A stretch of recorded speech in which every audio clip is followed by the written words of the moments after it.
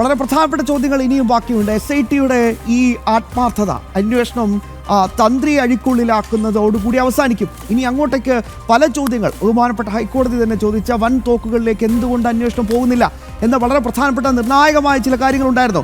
ശങ്കരദാസിന് എന്തുകൊണ്ട് പിടികൂടുന്നില്ല? ഒരു ഘട്ടത്തിൽ SITയെ അതിരൂക്ഷമായി വിമർശിച്ചുകൊണ്ടാണ് ബഹുമാനപ്പെട്ട കോടതി ഈ ചോദ്യങ്ങൾ ഉന്നയിച്ചത്. പത്മകുമാറിൻ്റെ തന്നെ മൊഴിയുണ്ട്, ഇതൊക്കെ ഞങ്ങൾ കൂട്ടായി ചെയ്ത കുറ്റകൃത്യമാണ് എന്ന്. എന്നിട്ട് പോലും അന്ന് ശങ്കർദാസിനെതിരെ എന്തുകൊണ്ട് നടപടിയെടുത്തില്ല? ഒടുവിൽ ബഹുമാനപ്പെട്ട ഹൈക്കോടതിയുടെ കൃത്യമായ നിർദ്ദേശത്തിൻ്റെ അടിസ്ഥാനത്തിലാണ് ശങ്കർദാസിനെ പിടികൂടിയത്. പക്ഷേ ഇപ്പോഴും ആ അന്വേഷണം എവിടെ എത്തി നിൽക്കുന്നു? കടകംപള്ളിയിലേക്ക് അന്വേഷണം പോയ കോൺഗ്രസ് നേതാക്കളും പോറ്റിയുമായി എന്താണ് ബന്ധം? ഗൗതം,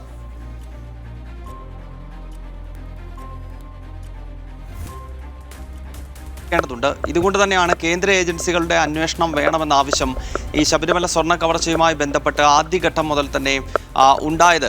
ED അന്വേഷിക്കുന്നത് ഇതിലെ കള്ളപ്പണം വെളുപ്പിക്കലുമായി ബന്ധപ്പെട്ട വിഷയങ്ങൾ മാത്രമാണ്. അതിനാൽ CBI അന്വേഷണം വേണമെന്ന ആവശ്യം ആദ്യം മുതൽ തന്നെ ഉയർന്നിരുന്നു. പ്രത്യേകിച്ച് BJP ഉൾപ്പെടെയുള്ള പല രാഷ്ട്രീയ പാർട്ടികളും CBIയുടെ അന്വേഷണം ആവശ്യപ്പെട്ടതിൻ്റെ കാരണം SITയുടെ അന്വേഷണം പലപ്പോഴും ശബരിമല സ്വർണ്ണ കവർച്ചയിൽ മന്ദഗതിയിലാകുന്നുണ്ടായിരുന്നു. ഹൈക്കോടതി വിമർശനം ഉണ്ടാകുന്ന സമയത്ത് മാത്രം അറസ്റ്റുകൾ ഉണ്ടാകുന്നു, അല്ലെങ്കിൽ ഒരു ചൂടേറുന്നു എന്നതിലും അപ്പുറത്തേക്ക് പല പ്രധാനപ്പെട്ട ആളുകളിലേക്കും അന്വേഷണം എത്തുന്നില്ല എന്നത് തന്നെയായിരുന്നു SITക്കെതിരെയുള്ള ഏറ്റവും വലിയ വിമർശനം. ഈ കേസിൻ്റെ അന്വേഷണത്തിന് വഴിത്തിരിവിട്ട ഹൈക്കോടതി തന്നെ ഇക്കാര്യം പലതവണ ചൂണ്ടിക്കാണിക്കുകയും സ്പെഷ്യൽ ഇൻവെസ്റ്റിഗേഷൻ ടീമിനെ രൂക്ഷമായി വിമർശിക്കുകയും ചെയ്തതാണ്. ഇപ്പോൾ തന്ത്രിയുടെ അറസ്റ്റോടുകൂടി തന്ത്രിയുടെ നേതൃത്വത്തിൽ നടന്ന ഒരു വലിയ നീക്കം എന്ന നിലയിലേക്ക് ഇതിനെ പ്രചരിപ്പിക്കുവാനും ആ നിലയിലേക്ക് മാത്രം കാര്യങ്ങളെ കൊണ്ടുപോകുവാനുമുള്ള ശ്രമം CPMൻ്റെ ഭാഗത്ത് നിന്ന് അല്ലെങ്കിൽ സർക്കാരിൻ്റെ ഭാഗത്ത് നിന്നുണ്ടാകുന്നു. കാരണം കഴിഞ്ഞ തദ്ദേശ തെരഞ്ഞെടുപ്പിൽ CPMന് വലിയ പരാജയം സംസ്ഥാനത്തുണ്ടായതിൻ്റെ ഏറ്റവും പ്രധാനപ്പെട്ട കാരണമായി പാർട്ടി തന്നെ വിലയിരുത്തുന്നത് ഒന്ന് ഈ ശബരിമല സ്വർണ്ണ കവർച്ചയാണ്. കാരണം പത്മകുമാറും വാസുവും ഉൾപ്പെടെ ജയിലിലേക്ക് പോയ ആളുകൾ CPMൻ്റെ ഏറ്റവും പ്രമുഖ നേതാക്കളാണ്. മുൻ MLAമാരുണ്ട്, അതോടൊപ്പം തന്നെ പാർട്ടിയുടെ പ്രധാനപ്പെട്ട പദവികൾ വഹിച്ചവരുണ്ട്. അപ്പോഴത് ആ തെരഞ്ഞെടുപ്പിൽ പരാജയപ്പെടുന്നു എന്ന് പറയുമ്പോൾ 3 മാസങ്ങൾ കഴിഞ്ഞാൽ പിന്നീട് നിയമസഭാ തെരഞ്ഞെടുപ്പ് വരാൻ പോകുകയാണ്. വലിയ ഭരണവിരുദ്ധ വികാരം നമ്മുടെ രാജ്യത്ത് മറ്റൊരു സംസ്ഥാനത്തും ഒരു സർക്കാരിനും എതിരെ ഇല്ലാത്ത ഭരണവിരുദ്ധ വികാരം പിണറായി വിജയനെതിരെ ഉണ്ട് എന്നത് ഒരു വലിയ വസ്തുതയാണ്. അപ്പോൾ തദ്ദേശ തെരഞ്ഞെടുപ്പിലെ തോൽവി ഇങ്ങനെയാണെങ്കിൽ നിയമസഭാ തെരഞ്ഞെടുപ്പിലേക്ക് എത്തുമ്പോൾ അത് അതിദയനീയമായ പരാജയം. കാരണം ഒരു ഭാഗത്ത് 10 വർഷത്തെ മോശം ഭരണത്തിനെതിരെയുള്ള ജനങ്ങളുടെ വികാരം, അതിനൊപ്പം ഭഗവാന്റെ സ്വത്തും കട്ടുമുടിക്കുന്ന അല്ലെങ്കിൽ മോട്ടിക്കുന്ന ഒരു സർക്കാർ എന്ന നിരീശ്വരവാദികളുടെ സർക്കാർ എന്ന വികാരം വിശ്വാസികൾക്കിടയിൽ അതിശക്തമാണ്. അപ്പോൾ അതിൽ നിന്നും കാര്യങ്ങളെ ഡൈവേർട്ട് ചെയ്യുക എന്നതിൻ്റെ ഭാഗമാണോ ഈ തന്ത്രിയുടെ അറസ്റ്റ്? കാരണം തന്ത്രിയെ അറസ്റ്റ് ചെയ്യുമ്പോൾ തന്ത്രി കൊള്ളരുതാത്തവനും മന്ത്രിമാർ കൊള്ളുന്നവനുമാകുന്ന രീതിയിലേക്ക് പ്രചരണങ്ങളെ എത്തിക്കുക. ഒരുപക്ഷെ നമ്മൾ ഒഴികെയുള്ള മറ്റു മാധ്യമങ്ങൾ ആ നിലയിലേക്ക് വാർത്തകൾ എത്തിക്കുന്നു. അപ്പോൾ സ്വാഭാവികമായും പ്രചരണത്തിൻ്റെ ഒരു സ്വഭാവം മറ്റൊരു ദിശയിലേക്ക് വളച്ചുവിടാവുന്ന CPMൻ്റെ തന്ത്രം അത് നമ്മൾ വർഷങ്ങളായി കേരളത്തിൽ കാണുന്നതാണ്. അതിൻ്റെ ഭാഗമാണോ ഇപ്പോഴത്തെ തന്ത്രിയുടെ അറസ്റ്റ് എന്ന വളരെ പ്രസക്തമായ ചോദ്യമാണ് ശ്യാമി ഈ ഘട്ടത്തിൽ ഉയരുന്നത്.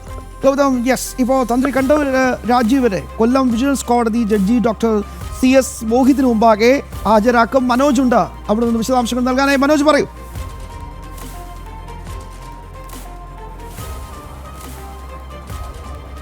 ശ്യാം, അല്പസമയത്തിനകം തന്നെ തന്ത്രിയെ ഈ കൊല്ലത്തെ വിജിലൻസ് കോടതി ജഡ്ജി മുൻപാകെ ഹാജരാക്കും. എന്തായാലും ഈ അന്വേഷണ സംഘം തന്ത്രിയുമായി ഇങ്ങോട്ടേക്ക് എത്തിക്കൊണ്ടിരിക്കുകയാണ്.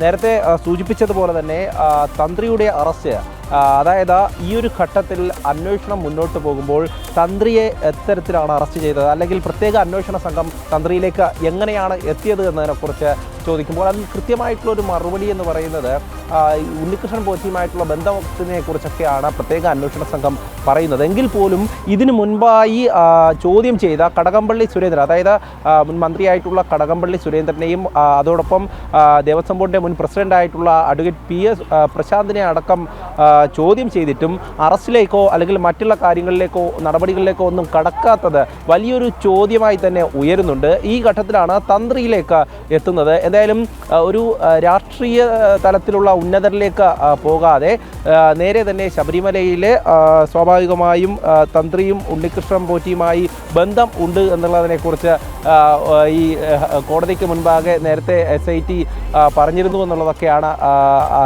നമുക്ക് അറിയാൻ സാധിക്കുന്നത്. ഇതിൻ്റെ അടിസ്ഥാനത്തിലാണ് പിന്നീടൊരു അറസ്റ്റ്, അല്ലെങ്കിൽ ദീർഘകാലത്തെ ബന്ധമൊക്കെ കാണിച്ചാണ് ഇത്തരത്തിലൊരു അറസ്റ്റിലേക്ക് നീങ്ങിയിട്ടുള്ളത്. എന്തായാലും തന്ത്രിയിൽ മാത്രം ഒതുങ്ങേണ്ടതല്ല ഈ അന്വേഷണം എന്നുള്ളത് തന്നെയാണ് ഉയരുന്നത്. അതായത് തന്ത്രി തെറ്റ് ചെയ്തിട്ടുണ്ടെങ്കിൽ ശിക്ഷ അനുഭവിക്കണം. പക്ഷേ അതോടൊപ്പം തന്നെ മറ്റുള്ളവർ, അതായത് ഈ മന്ത്രിമാരുൾപ്പെടെയുള്ളവർ ഇതിൽ പങ്കാളികളായിട്ടുണ്ടെങ്കിൽ അവരിലേക്ക് കൂടെ പ്രത്യേക അന്വേഷണ സംഘം എത്തണമെന്നുള്ളത് തന്നെയാണ് ഉയരുന്ന ആവശ്യം. അത്തരത്തിലുള്ള ആവശ്യം ഉയരുമ്പോൾ തന്നെ ഇതിൽ മറ്റൊരു കാര്യം, അതായത് പത്മകുമാറിൻ്റെ മൊഴിയിൽ തന്ത്രിയുടെ പേര് പറയുന്നു, അല്ലെങ്കിൽ പത്മകുമാർ ഈ പ്രത്യേക അന്വേഷണ സംഘത്തിനോട് തന്ത്രിയുടെ പേര് പറയുന്നതിൻ്റെ പിന്നിലെ ഉദ്ദേശം എന്താണെന്ന് അത് കൃത്യമായും നേരത്തെ തന്നെ റിപ്പോർട്ട് ചെയ്തിട്ടുള്ളതാണ്. കാരണം പത്മകുമാറിനെ സംബന്ധിച്ചിടത്തോളം CPM-ൻ്റെ ഒരു ജില്ലാ കമ്മിറ്റി അംഗമാണ്. ആ രാഷ്ട്രീയ തലത്തിലേക്ക് അന്വേഷണം പോകാതെ അത് മറ്റു തലങ്ങളിലേക്ക് കൊണ്ടുപോകുക എന്നുള്ള ഒരു നിർദ്ദേശമടക്കം പത്മകുമാറിന് ലഭിച്ചിട്ടുണ്ടാകണമെന്നുള്ള സംശയമാണ് ഉയരുന്നത്. അതിന്റെ അടിസ്ഥാനത്തിൽ തന്നെയായിരിക്കും തന്ത്രിയിലേക്കും എത്തിയിരിക്കുക. എന്തായാലും മന്ത്രിയായാലും ഈ കാട്ടുകൊള്ള നടത്തിയ ആരൊക്കെയുണ്ടോ അവർക്കൊക്കെ എതിരെ ശക്തമായി തന്നെ നടപടി വേണമെന്ന ഒരേ ഒരു ആവശ്യമാണ് ഹൈന്ദവ സംഘടനകൾക്കും ടീം ജനത്തിനും കോടിക്കണക്കിന് വരുന്ന അയ്യപ്പ ഭക്തർക്കും ഇപ്പോഴും പറയാൻ ഉള്ളത്. ഒരു ഫേസ്ബുക്ക് പോസ്റ്റ് വായിച്ച് ഈ സ്പെഷ്യൽ ബുള്ളറ്റിലൂടെ അവസാനിക്കുകയാണ്. ഡോക്ടർ മഹേന്ദ്രകുമാർ PS-ൻ്റെ ശരംകുത്തിയിൽ ഉപേക്ഷിച്ചു എന്ന് നിങ്ങൾ വിശ്വസിക്കുന്ന ആ ആയുധങ്ങൾ അവിടെ ഉപേക്ഷിച്ചതല്ല, മറിച്ച് സൂക്ഷിച്ചു വെച്ചതാണെന്ന് പറയാൻ പറഞ്ഞു. തൻ്റെ കൗമാരകാലത്ത് തന്നെ ഇതിനേക്കാൾ വലിയ കാട്ടുകൊള്ളക്കാരന്മാരെ ഒതുക്കിയതിന് ശേഷമാണ് ഈ ഇരിപ്പ് ഇരുന്നതെന്നും പഴയ വിദ്യകളൊന്നും മറന്നിട്ടില്ലെന്നും ഇങ്ങോട്ടധികം നമ്പർ ഇറക്കരുതെന്നും അതൊന്നും അത്ര നല്ലതിനായിരിക്കില്ലെന്നും പറഞ്ഞിട്ടുണ്ട്. മണികണ്ഠസ്വാമിയുടെ കൈകളിലേക്ക് വീണ്ടും ആയുധം വന്നിട്ടുണ്ട് എന്നർത്ഥം.